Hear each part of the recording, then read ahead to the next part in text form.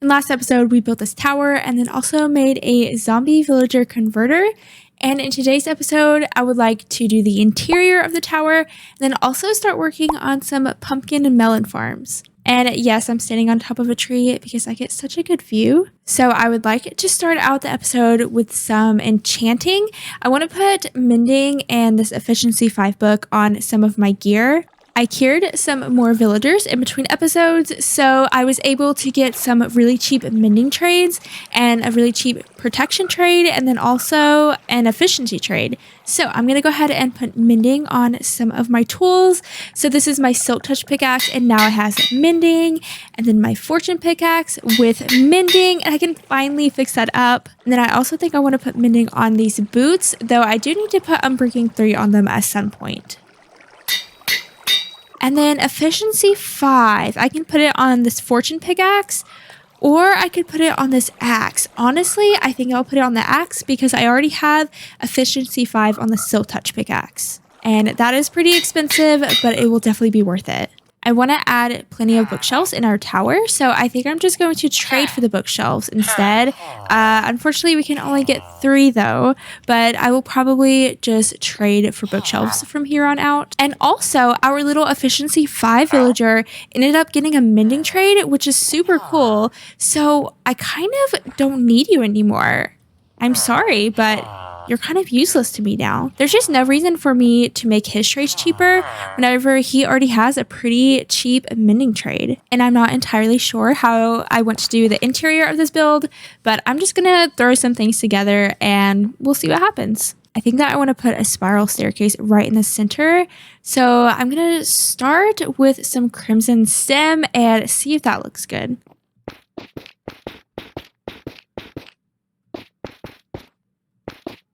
I opened out the ceiling a little bit just to make it look a little bit bigger, and I will do something with the ceiling eventually. And then I was thinking about adding these polished deep slate stairs, so I don't know, we'll see how they look. So this is how the deep slate stairs are looking right now, and I don't think they look too bad. We kind of have this spooky vibe going on right now. And then I was thinking about adding these weeping vines just to add a little bit more to the spooky vibe and kind of sprinkle them around everywhere.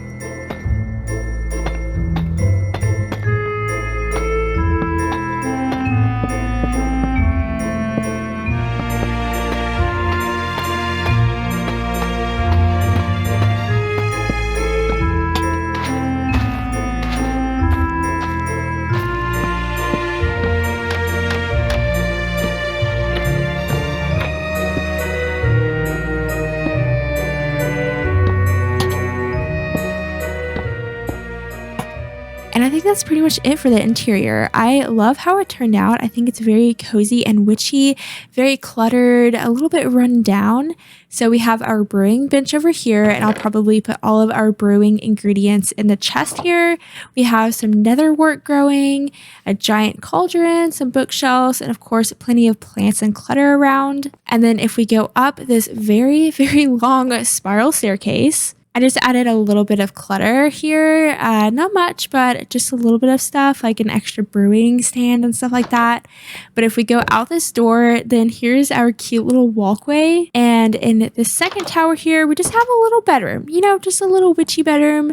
Not much. It is a very small tower, but you know, it's kind of functional too. So honestly, I love how this turned out. And also this is how we go down the spiral staircase because I could not be bothered to go all the way down it. But honestly, it turned out so much better than I was expecting. I'm very happy with it. And I'm also so glad that we ended up not putting the zombie villager converter in here because it was so awkward and clunky and it just would not have turned out this good at all if I ended up fitting it in here. And if we actually were to mine down here, then this is exactly where the zombie converter is. I guess I'll just go ahead and show you. We just mine a little bit ways down, not too much longer. Don't you worry.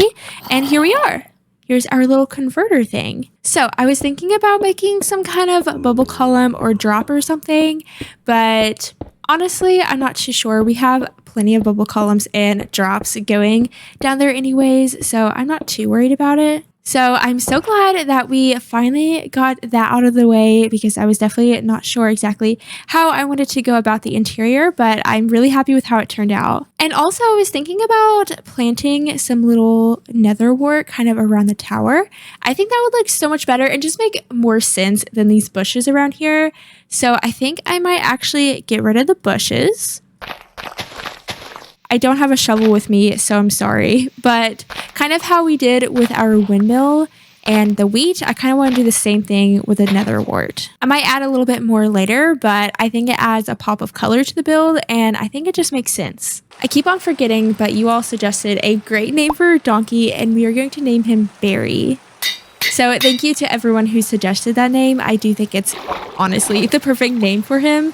Because somehow he just, finds the sweet berry bushes. And by finds them, I mean I accidentally run him into the sweet berry bushes. So there you go, friend. Your name is now Barry, and it suits you so well. So the next thing that I would like to do in today's episode is make a pumpkin patch. I mentioned that I wanted to make a pumpkin patch a couple of episodes ago. I think it's so festive and very fitting for the season that's coming up. And I also really want to make a pumpkin and melon farm. So I think that what I want to do is make a cute and cozy pumpkin patch. And then underneath the pumpkin patch, we're going to have an automatic pumpkin and melon farm. And I'm going to do it underground just because pumpkin and melon farms are, not the most attractive looking thing. I'm sure that I could make it look good, but I think the pumpkin patch idea is very fitting. And I want to make giant pumpkins. I want it to be kind of magical and just add some variety, not just have the regular Minecraft pumpkins, but make some giant pumpkins. So maybe I will use some orange concrete powder and maybe a little bit of green concrete powder for the stems. I don't know. I'm going to try to get creative with it. I haven't really tested anything out, but I'm going to try a couple of things. And I think that I'm just going to stick it right over here because I think it'll be fitting beside of our farming village. And I think this place definitely needs something. Also, I need to get myself a shovel. So let me go ahead and grab one of those. I think that I have a diamond shovel somewhere, but I think it's probably about to break like all of my other tools. I have 2 diamond shovels actually, and they both aren't looking too good, but I think I'll use this one. Actually, I hate efficiency shovels if you're just trying to terraform areas out. I think that they are such a pain to work with. Honestly, I think I'm just going to go for an iron shovel. I think efficiency shovels are great if you're trying to gather a bunch of materials, but if you're just trying to shape the land, then they're honestly a pain. Oh, and look at our fox! He's so cute. Oh, look at him. I don't want to scare him off, but he's so cute that he just roams around our base. It makes me want to just get a bunch of foxes over here and breed them up and just have foxes running everywhere. I think that this area will be pretty good for our pumpkin patch. It's going to be a pretty simple quote-unquote build. Honestly, we're just kind of working with the land around us, but I'm going to go ahead and start placing some blocks down.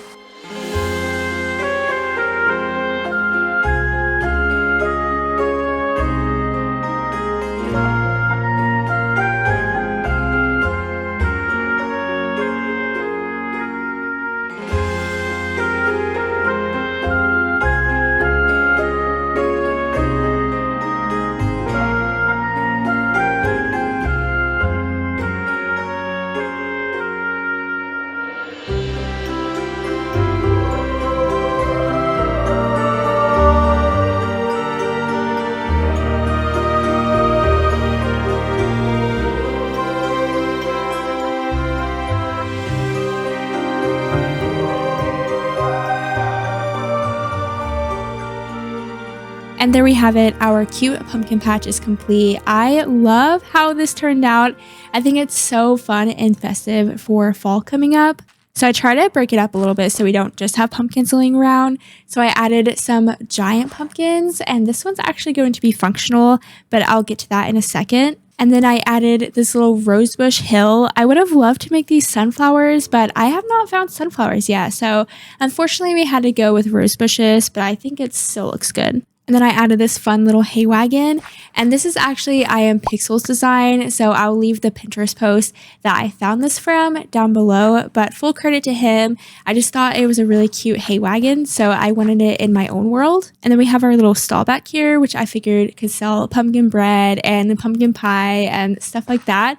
I need to get an item frame here and put some little pumpkin pie down on it and maybe some bread or something. And then last but not least, I have this little mini custom tree and I added these azalea leaves in it and I think it turned out pretty good because it almost looks like the leaves are starting to change. I think that this is such a nice addition to our world and it adds a lot of color too and I am just obsessed with it. So now to get to work on the functional part of this build. I gathered some materials for the automatic pumpkin and melon farm that I'm going to build below the pumpkin patch. So I hope that these are all of the materials that I need for that. So now the functional part of this giant pumpkin, as you can see here, obviously there's a door. So I'm planning on making a downway and this is how we are going to access our automatic pumpkin and melon farm. So I'm going to go a little ways down because these farms tend to be a little bit loud.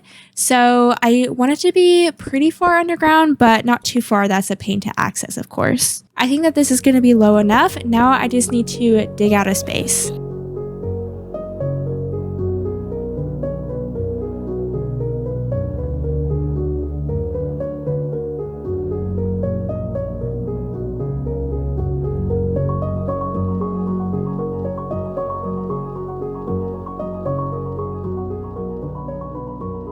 I think I'm pretty much happy with the size of this, and if I do need to make it bigger, then that won't be too much of a problem. The good thing about doing it underground is that I can continue to expand this, and if I'm not happy with how much this farm is producing, then I can continue to make it bigger. It'd be a little bit harder to do that on the surface. Now I'm going to be making 25 individual melon plants and 25 individual pumpkin plants. And I'm not going to follow a tutorial for this build. I've built a couple of pumpkin and melon farms before, so I'm just going to see if I can remember how to do it without looking it up. So now we have 25 plots on each side, and now I just need to put some staircases around the dirt blocks. Luckily, I brought water down here so I can make a quick infinite water source. I'm just going to do this with stairs, and I'll just waterlog the stairs.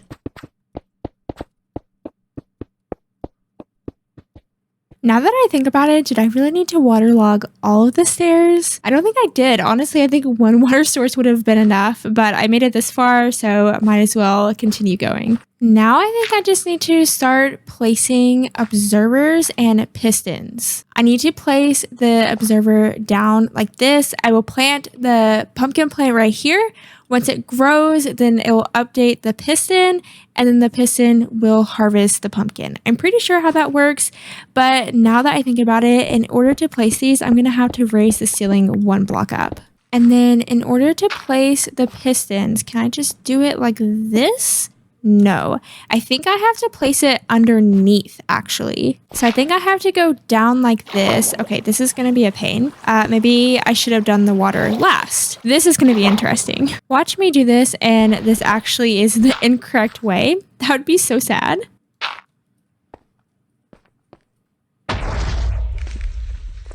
What was that? Why did I hear a creeper explode? I hope that's not a bad thing. Okay, I did not like that at all. Well, that is done, and honestly, that was such a pain to do. Note to self, put the water sources in last, probably. And then I think I just need to put redstone dust on top of all of these pistons, and then I think it's pretty much good to go.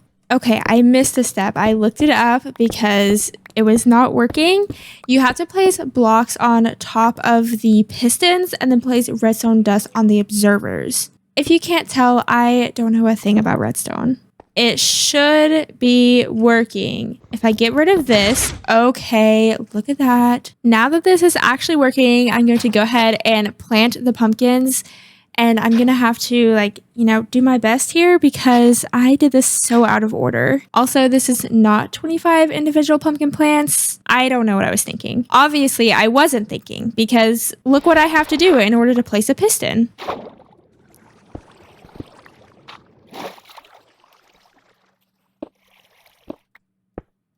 Yes, it's very tedious. If anything, this video will probably tell you what not to do when making a pumpkin and melon farm. Okay, now everything is in and planted, and the last thing that I needed to do is make the minecart system underneath it. And again, I probably should have done this first. I'm doing this whole thing backwards. Don't follow this as a tutorial. This is not a tutorial. Okay, now if I put this little minecart right here and push it, will it go all the way through? Yes. Okay, it slows down a little bit, but it seems like it mostly goes all the way through. Okay, now, will it actually pick things up? After a little trial and error, I finally got everything working and ready to go, and we are slowly getting some profit. Not much, but we are getting there. One problem that I was having was my hopper minecarts weren't putting items through the hopper and into the chest, and it's because I put a redstone block and a powered rail right there on that block, and that was locking my hopper. I knew I couldn't place a power rail on top of a hopper, but I didn't know that I couldn't place one right beside of it. So I'm learning something new with redstone every day. I honestly don't think I'm going to make this pretty. I'm just going to leave it just like this. It's underground. We're rarely going to see it ever. Whenever we do see it, it's just going to be to get some melons out or some pumpkins out. But I will leave it running, of course, and head back down at the end of the episode to see our profits. But so far, these pumpkins are not growing. You need to grow faster. But I'm going to head back up and I will check on the profits at the end of the episode, but I'm going to start working on something else. Now, I think I would like to work on a couple of smaller things, and one of those things includes expanding this wheat farm. I feel like this wheat farm looks really cool, but I just think it needs to be so much bigger. So I'm going to go ahead and chop down just a couple of trees and start expanding it out this way.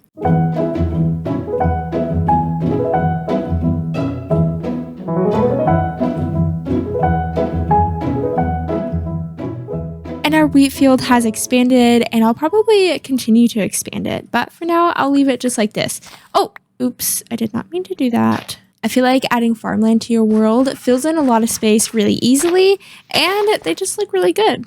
Another thing that I would like to do is actually utilize this windmill just a little bit. I'm going to be putting an automatic bone meal machine in here, so thank you for commenting that. That is honestly such a brilliant idea. I found myself with a bunch of seeds, and I would love a way to compost all of those seeds automatically. Okay, it's nothing special, I know, but if I were to put seeds and even saplings in here, then they're going to go through the hopper, into the composter, through this hopper, and then down here, they will turn into bone meal. See, there we go. Again, I know it's nothing special, but it allows me to actually use the windmill for something functional. So in this chest up here, right beside of our chicken, hello, I have a ton of seeds that I have managed to collect. So I'm going to go ahead and put them all inside of our windmill. And there we go. The seeds have been placed, and you can hear our little bone meal machine doing its magic and turning all of those seeds into something we can actually use. So I'll leave our machine to it. Now, it hasn't been too long since I've checked on our automatic pumpkin and melon farm, but I do want to see what it's produced so far. We have 7 pumpkins. If you think about it, that is 7 emeralds. So honestly, it's not too bad. Of course, it's only been a very short while. And then we have about 2 stacks of melon slices, which obviously need to be turned into actual melons. So that leaves us with 13 melons and some slices left over. So honestly, I don't think that's too bad. I could continue to expand this if I want to, but I think that eventually this will just work just fine. But I think that's about going to do it for today's episode. I think that in next episode, I want to fight the dragon. I just feel like that's the next step in this Let's Play. I really want an elytra, and I really want to be able to use shulker boxes. And if I wait towards the end, then I'm never really going to be able to use those items. So now with this automatic pumpkin and melon farm, we're going to be able to get plenty of emeralds, and plenty of emeralds means plenty of books to enchant our armor and our tools. So we'll be going to the dragon fight with fantastic armor and fantastic tools. So next episode, we will prep for it and then fight the dragon. So I hope you have enjoyed this video. I hope you like our cozy little pumpkin patch and the interior of our potions tower. Feel free to like and subscribe, and thank you so much for watching. Bye!